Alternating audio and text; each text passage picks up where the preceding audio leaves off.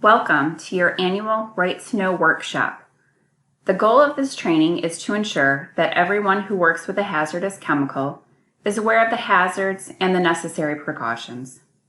Because any school employee may potentially come into contact with a hazardous product, federal and state regulations require training. Therefore, as public employees, all persons who work in New York State schools must attend annual training. The New York State Right to Know law requires that you receive training about exposures to chemicals when you are first hired, annually, and whenever your exposure to a chemical is changed.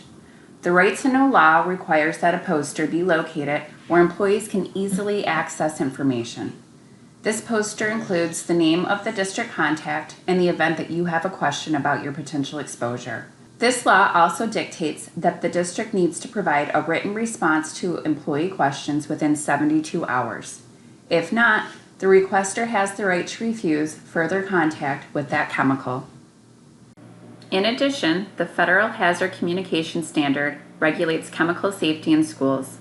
It requires a written plan which describes the rights and responsibilities of employers and of the employees, labeling, safety data sheets for chemicals on hand, and employee training. The written plan is available to you upon request. The key to minimizing potentially harmful effects from overexposure to chemicals is to avoid unnecessary exposure whenever possible. Exposures to chemicals can cause two kinds of hazards: physical and health. Health hazards can be acute or chronic. Acute or short-term symptoms present themselves almost immediately. Chronic or long-term exposures do not present immediate symptoms, which can make illnesses more difficult to detect. Physical hazards of chemical exposures are those that occur outside of the body that can produce fire, combustion, reactions, and/or explosions. In order to avoid potential health hazards, it is important to understand the routes of entry that a chemical may take. There are 4 possible routes of entry. They are absorption through skin contact, inhalation, ingestion, and injection. Absorption occurs when skin contacts a chemical and is absorbed into the epidural layers. Inhalation occurs when breathing in a chemical vapor. Ingestion occurs through eating or drinking a chemical, either accidentally or intentionally. Injection or puncture occurs when a chemical enters the body by force. Chemicals may also enter into your body through cuts, scrapes, and cracked skin. Inhalation, ingestion, absorption, and injections are the ways that chemicals can enter your body and may cause some sort of a reaction. Inhalation exposure is most common for adults. Ingestion is the most common exposure for children.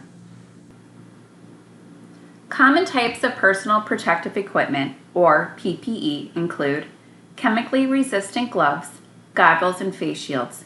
Check with your supervisor the label or the safety data sheet if you are unsure if PPE is required for the task at hand. To prevent exposure when using gloves, always remember to choose the right gloves for the job and to wash your hands with soap and water after use.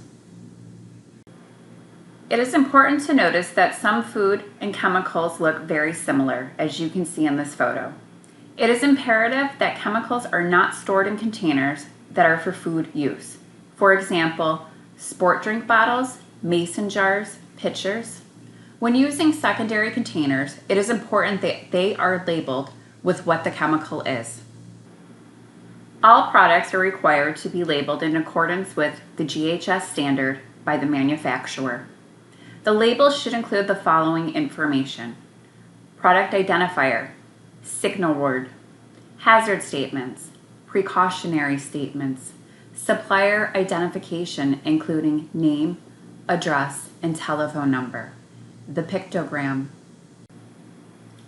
Signal words indicate the severity of the product's hazard. Danger indicates severe hazards, while warning indicates less severe hazards. Hazard statements descriptions of how the chemical can harm you based on the nature of the product's hazards. The pictograms located in arrow 6 are used to identify hazardous products and are commonly grouped by chemical, physical risk, health risk, environmental risk. In the example above, the flame pictogram indicates the chemical is associated with the following physical hazards: flammable, pyrophoric, self-heating, or is an organic peroxide. The exclamation mark indicates a health risk and acute toxicity.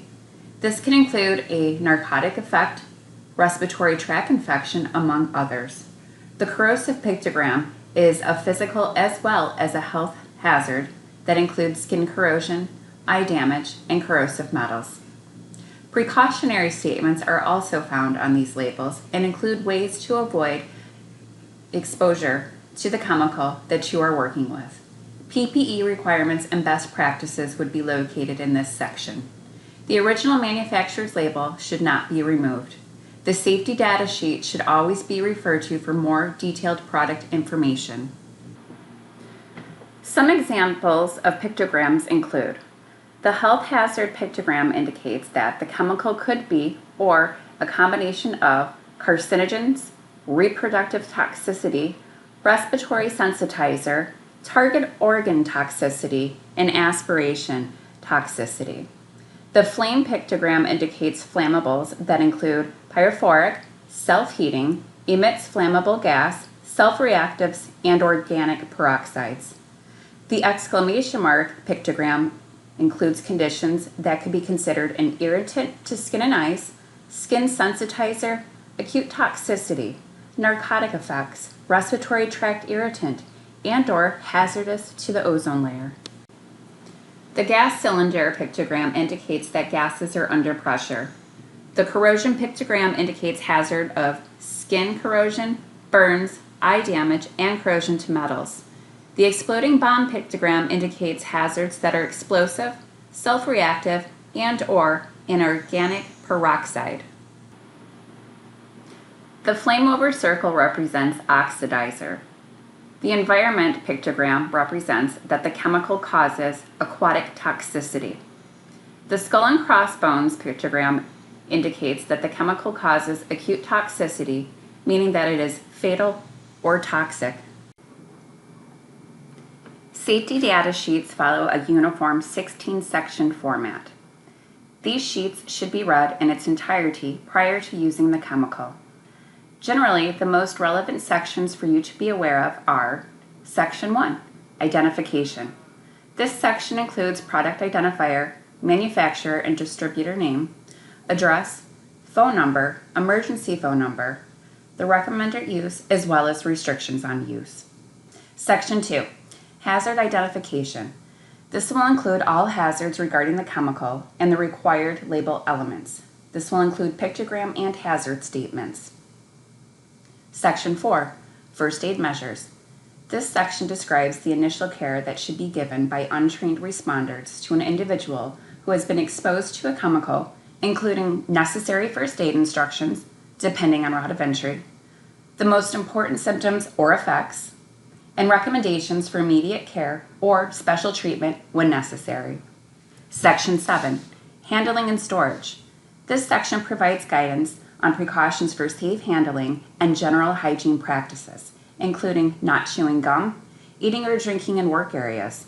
It also provides recommendations on safe storage, including incompatibilities as well as specific storage needs such as ventilation. Section 8, Exposure Controls, Personal Protection. This covers exposures limits, engineering controls, and personal protective measures that can be used in order to minimize worker exposure. Section 13, Disposal Considerations. This provides guidance on proper disposal practices, recycling, reclamation of the chemicals or its container, and safe handling practices. Secondary containers are usually smaller than primary containers and can include spray bottles, jugs, or jars. In the event that chemicals are transferred from the original container into a secondary or portable container, the secondary label must contain two key pieces of information: the identity of the chemical, as well as the hazards present. Always refer to the safety data sheet before transferring the chemical into a secondary container to ensure safe handling and storage. There are some exceptions to the secondary labeling requirement. The exceptions include if the material is used within the work shift of the individual who made the transfer, or the individual who made the transfer is in the work area the entire time during use, or the container stays in the work area and in the possession of the worker who filled the container. As a rule of thumb, when in doubt, label it in accordance with GHS requirements. This is important to know as we work with students in varying ages and need to ensure their safety as well as the safety of our coworkers. The Chemical Hygiene Plan and Hazard Communication Plan outlines labeling requirements for your district. If you have any questions or wish to review these plans, please contact your Right to Know designee, your supervisor, your director of facilities, or the chemical hygiene officer. The OHM BOCES Safety Office has contracted with a company called MSDS Online that provides you with 24-hour internet access to safety data sheets. If you would like more information on MSDS Online, please feel free to contact your district's Right to Know designee. For more information about this program, please contact your supervisor, the contact listed on your district's Right to Know posters, or the Oneida Herkimer Madison BOCES Safety Office. This concludes your Right to Know training and understanding on chemical labels.